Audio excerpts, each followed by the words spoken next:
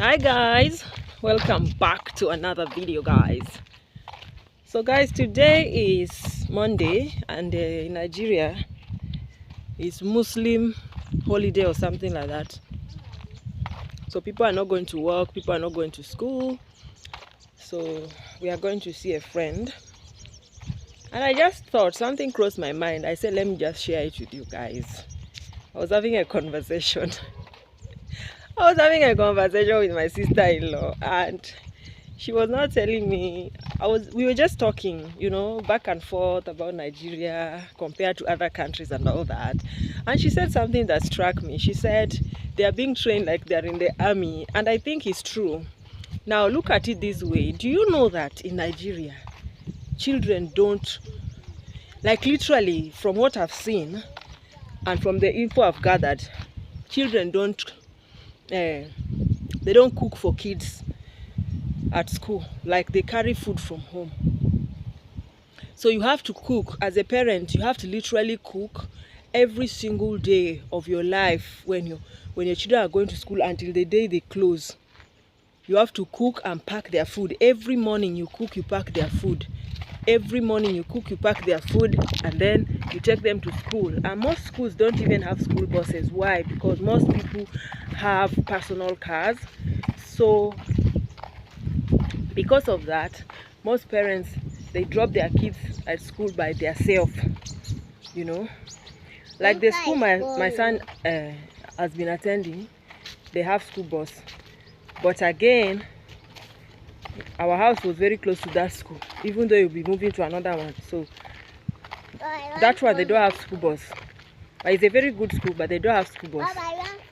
So you have to drop your kids to school literally by yourself. And I think that thing is very tough, because coming from Kenya, where you wake up, you bath your kid, you dress your kid up, you drop them by the gate, the school bus picks them, takes them to school, they go to school, they give them breakfast there, they give them lunch there, you will see them later. It's quite something. You really need to sit up. And to me, it really feels like it's literally training them for army. Like they are really being trained for the military. And they're not only training the parents, the children, they're also training the parents, because it's very hectic. Let me tell you, one thing that I hate the most is that having to cook and pack food every morning. And Mama, I'm coming. 1 minute, And I've tried to make some inquiries, and they're telling me that, in Nigeria, the same way you see it in their movies, juju this, juju that, it exists. People are wicked, and it's real. And before you now go and employ somebody at school to be cooking githeri for your kids, and they end up using dead man's hand to be turning the rice and the stew, they prefer to cook for their kids by themselves. So it's not easy. Mommy, hold my hand. So they prefer, let them know. Do you know that it is as bad as, even when your kid has a birthday at school, they don't allow you to share food for other children. If you have to share, you have to share snacks and not food. And that snack, you have to pack it, and then they'll carry it to their houses to go and confirm with their parents whether they should take it or not. Because if you give them and they take it and somebody develops stomachache, or by bad luck somebody just passes on, they might just arrest you and say that you poisoned them when you did not, you see. So it is that bad. Do you understand? So I think Nigerians, they really need to work on that. The wickedness is too much. The juju this, juju that is too much. Nobody trusts anybody anymore. It's not like Kenya, where we take our children to school and we entrust them in the teacher's hands and we believe they are safe. We just pray and say, God, take care of them. And you drop them and you feel confident that when in the evening they come back home, they'll be fine. Here it's not like that.